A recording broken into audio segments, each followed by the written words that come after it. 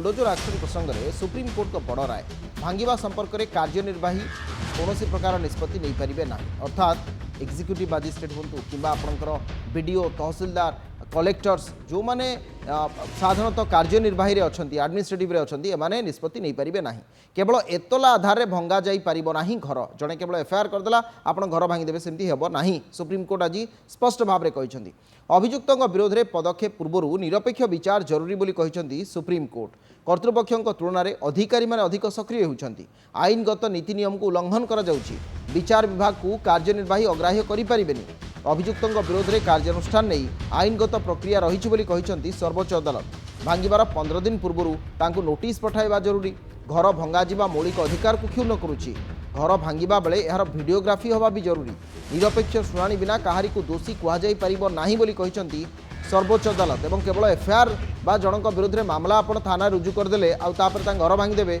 ये केबे भी ग्रहणीय नुहे arbitrary. It should not be, against any in a arbitrary manner.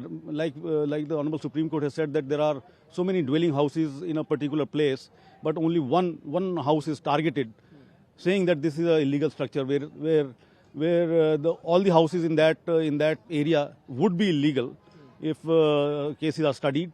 So the Honorable Supreme Court has commented very strongly on that procedure, and said that this type of a demolition is not at all allowed, in which people will be targeted individually. Honorable Supreme Court has further said that if a person is involved or there is an allegation against a person in some case, there is some case against a person, these should not be the reasons for demolishing the house. The procedure as provided by the law should be taken care of, and nothing beyond law is allowed. India is governed by Constitution of India, and the provisions of the Constitution of India are very important, and the rights flowing from the Constitution of India to the citizens are very important, and the Supreme Court has said these rights have to be protected in all the ways.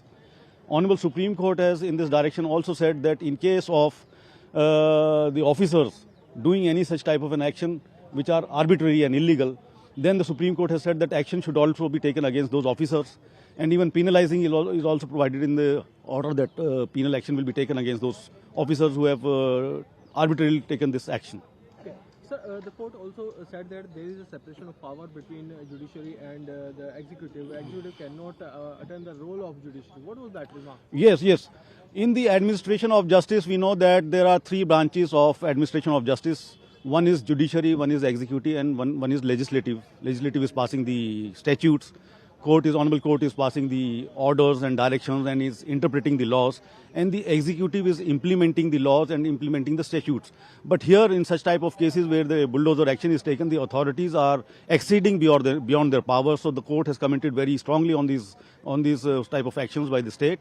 The state has to follow the proper procedure. It has to serve the notice. It has to give a hearing to the aggrieved person. The aggrieved person then has to, whatever right he has, whatever papers he has, whatever he has to say in his defense, all those things would be heard by the authorities, by the concerned officers, and then only the action, and that also after waiting of the 15 days period of appeal, and in case if there is an appeal, then the appeal would be decided.